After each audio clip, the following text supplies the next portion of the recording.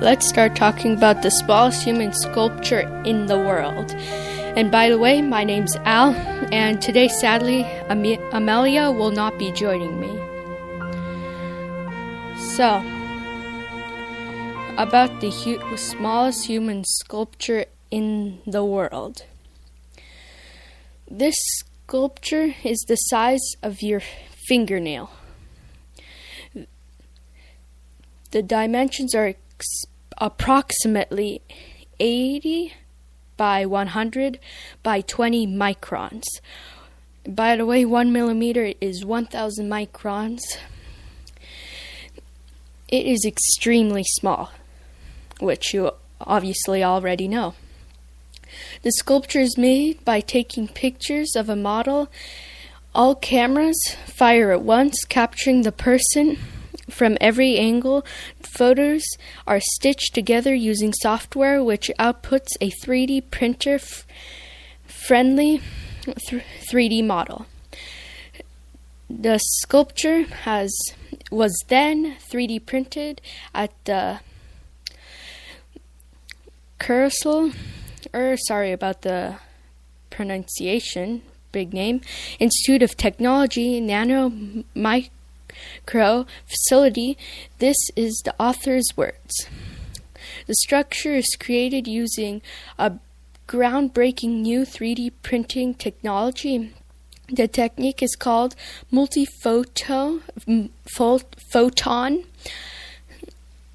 Illuminating these words are creating using the physical phenomenon of two-photo absorption art. Literally creating with quantum physics. Photographing these sculptures is also a challenge. It requires no ordinary microscope. Scanning is done with an electronic microscope. The team analyzes photographs, the nano sculptures,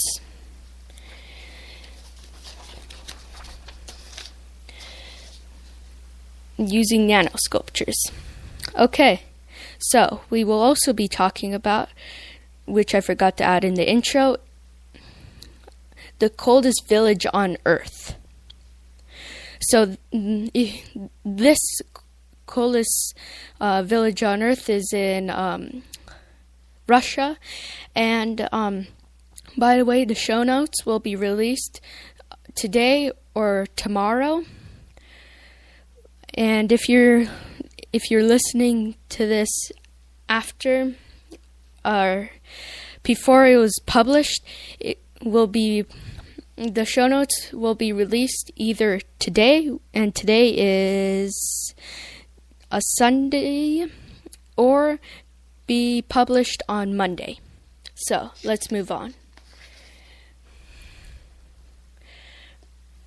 Amicon, Russia has been debated the coldest village on Earth, known as the Pole of Cold.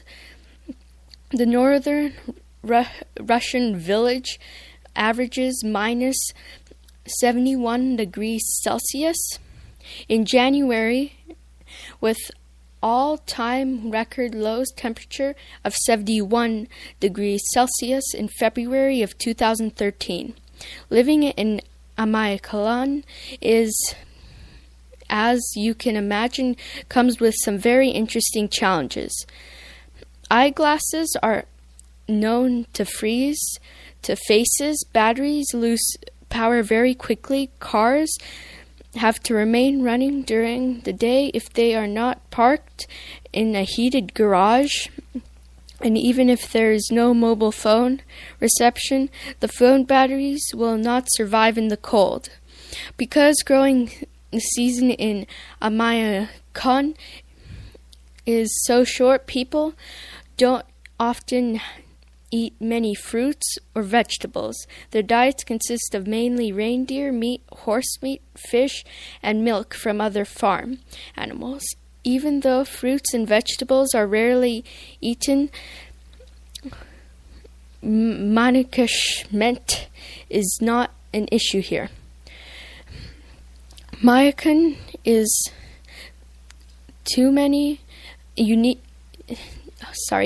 is home to many unique buildings originally used to stop over the reindeer herds. It is now home to 500 people and only one store to provide the residents.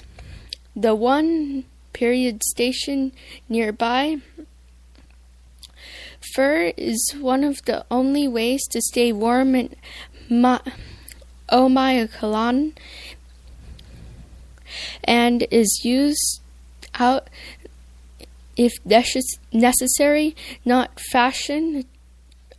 Tradition reindeer boots are very popular in the region, but can cost upwards of 300 euros. And I will translate that into dollars in the show notes. Amayakalanon is a very unique place to live.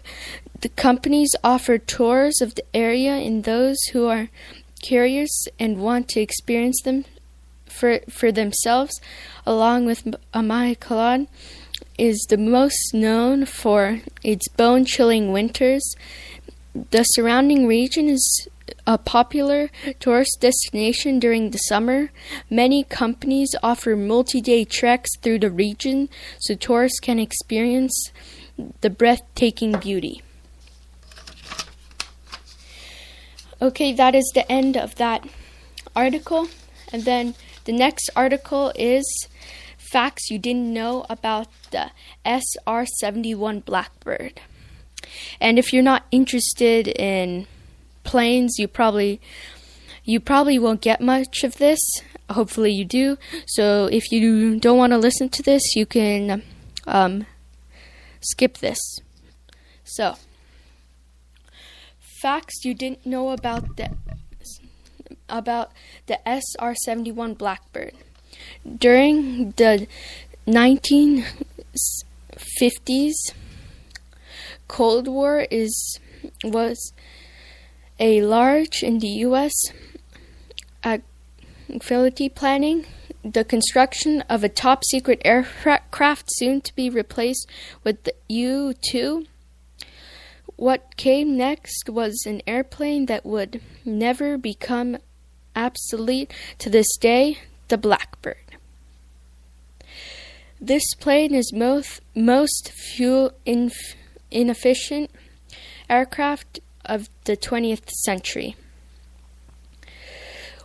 When the request of the strategic aircraft was put in by the CIA, Lockheed Skunk were the first to respond with the superly radiac design, proposing an aircraft that could reach of extreme velocity of Mach 3.5, which is about 3 times the speed of sound, at near space altitudes, while having a low cross-radar signature that would make it almost impossible for Soviets to spot.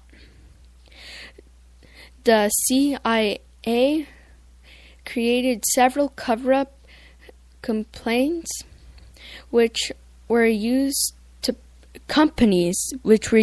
purchase the required titanium of the construction. The Blackbird from the Soviet Union, quite ironically, is considered a lot of the missions considered a relaying intel about the country that the materials were purchased from. Before the Blackbird's titanium was only used for high-temperature exhaust fairings and other small parties directing related support cooling shape of the high-temperature areas on the aircraft. The Blackbird, however, was considered was constructed mainly out of titanium, 85%, and the rest was high-end composite materials. Because the aircraft was way ahead of its time, many new technologies had to be invented.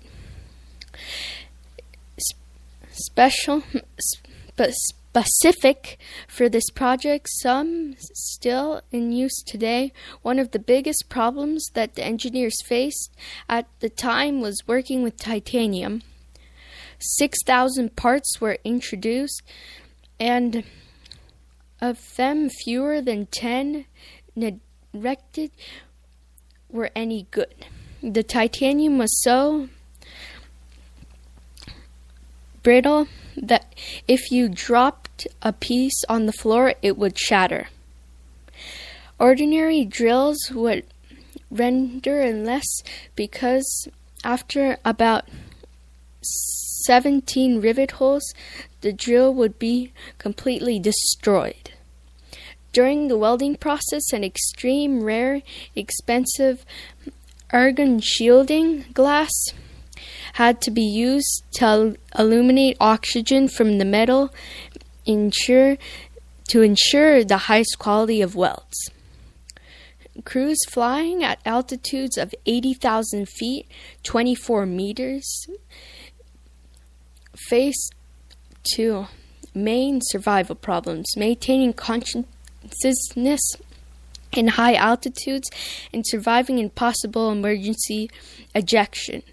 Brian Murnell Schull, the author of Shell Driver, a book about the experience of the pilot SR-71, said the wafting along the Mach 3.5 flew by so fast that you can cover several countries in the Middle East in their minutes.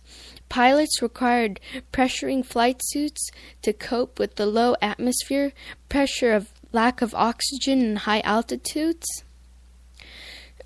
Because computerized equipment was non-existent during the design of the construction of the Blackbird, the cockpit was unsurprisingly analog. At the full velocity, the airplane surfaced heats temperatures of 260 degrees Celsius or 500 degrees Fahrenheit. Things inside of the cockpit would heat up to 220 degrees Celsius, and the plane didn't have proper air conditioning system. Following a landing, the cool-off periods, then the ground crew and pilots had to wait for the surface of the airframe to cool off.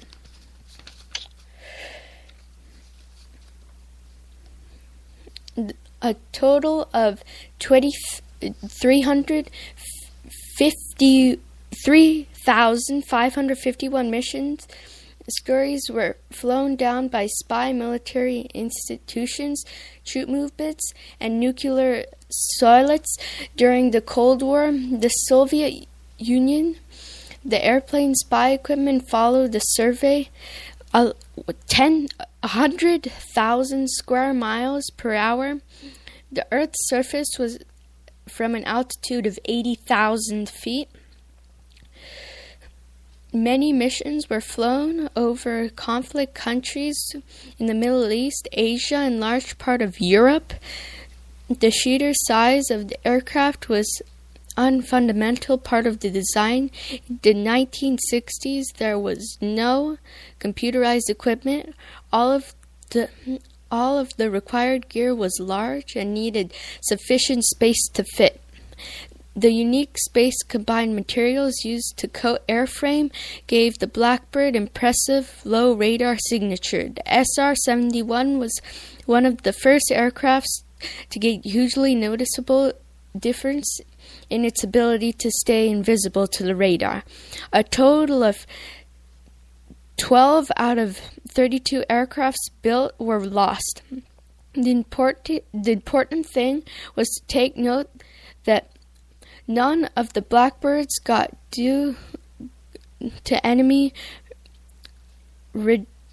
rendition, all SR-71 crew had to upon a missile launch and increase throttle watching the missile get further and further away from striking distance.